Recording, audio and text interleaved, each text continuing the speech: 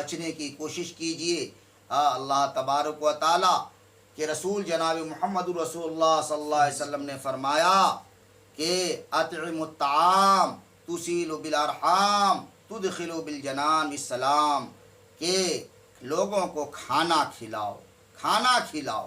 कहा कि अल्लाह के गुस्से को अगर कोई चीज़ ख़त्म कर देती है तो वह खाना खिलाना। मुसाफिरों को खाना खिलाओ, जो भूखे हैं मिस्कीन हैं उनको खाना खिलाओ। अल्लाह के रसूल ने तालीम दिया अतइमुत ताम, खाना खिलाओ। तुसीलु बिल अरहाम, रिश्तेदारों के साथ अच्छा सलूक करो, सिला रहमी करो, अच्छे सलूक के साथ पेश आओ। उनको जो चीज़ की ज़रूरत है वो दो। अगर कपड़े की ज़रूरत है कपड़ा दो, खाने की ज़रूरत है खाना दो, और अगर तुम्हारी कोई भी ज़रूरत पड़ जाए जान की या माल की तो तुम रिश्तेदार हो उनके साथ दो। तुसीलु बिल अरहाम, रिश्तेदारों के साथ सिला रहमी करो, अच्छा सलूक करो। तुसीलु बिल अरहाम।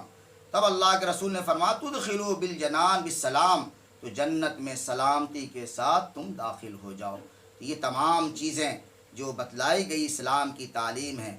आज ज़रा सी बात पर हम क्या करते हैं कि बोलना बंद कर देते हैं। अल्लाह के रसूल सल्लल्लाहु अलैहि वसल्लम की एक हदीस मेरे सामने आई कि जनाब नबी करीम सल्लल्लाहु अलैहि वसल्लम ने फरमाया कि पीर और जुमेरात के दिन तमाम इंसानों के, तमाम मुसलमानों के आमाल नामा अल्लाह के सामने पेश किए जाते हैं। तमाम इंसानों के आमाल नामा अल्लाह के सामने पेश किए जाते हैं कि जो कुछ भी किया है, चाहे वो अच्छा अमल किया है या बुरा अमल किया है, वो अल्लाह के सामने यानी सोमवार के दिन और जुमेरात के दिन अल्लाह के सामने पेश होता है। लेकिन जिन दो आदमियों में झगड़ा है, कीना है, आपस में बोल चाल है, बंद है और 3 दिन से ज़्यादा हो गए हैं, उसके आमाल चाहे वो नमाज हो, चाहे रोज़ा हो, चाहे सदका व खैरात हो, सारी की सारी चीज़ें रोक दी जाती हैं। और अल्लाह तबारक व तआला कहते हैं कि ऐसे आदमी का कोई चीज़ मत लिखो जब तक कि ये आपस में सुलह ना कर ले।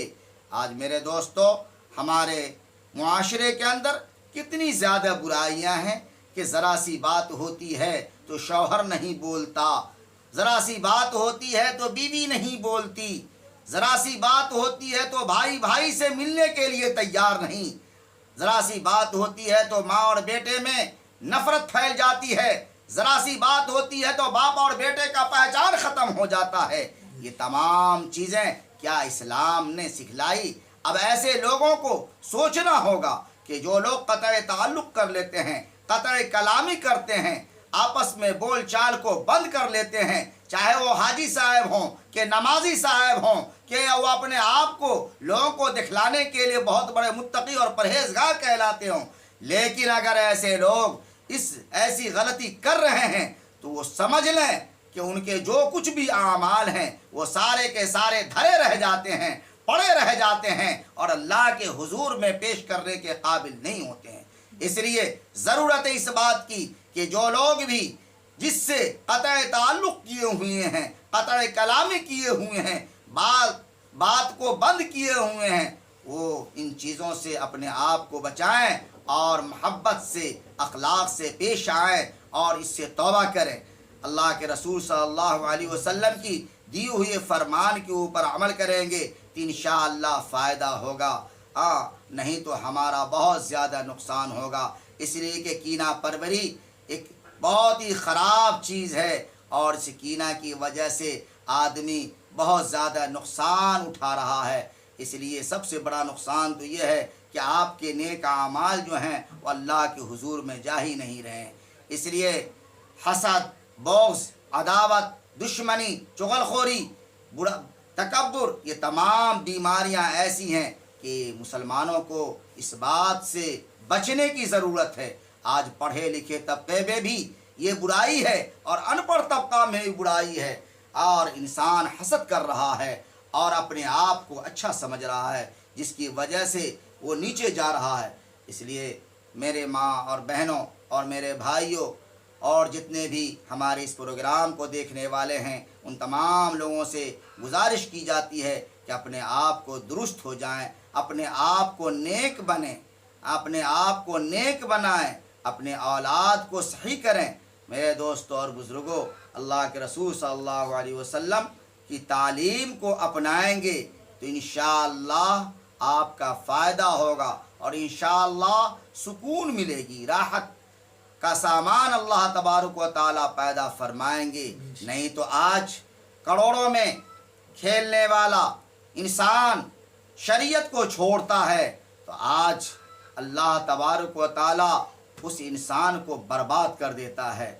آج اس کی جان بھی جا رہی ہے، مال بھی جا رہی ہے، سارا چیز جا رہا ہے، کیونکہ اس نے اللہ اور اس کے رسول کو چھوڑ دکھا ہے۔ میرے دوستو، اس لیے اللہ اور اس کے رسول صلی اللہ علیہ وسلم سے صحیح محبت کریں۔ اللہ تعالیٰ سے آپ محبت کریں گے تو اللہ تبارک و تعالیٰ آپ کے ساتھ آسانیاں فرمائیں گے۔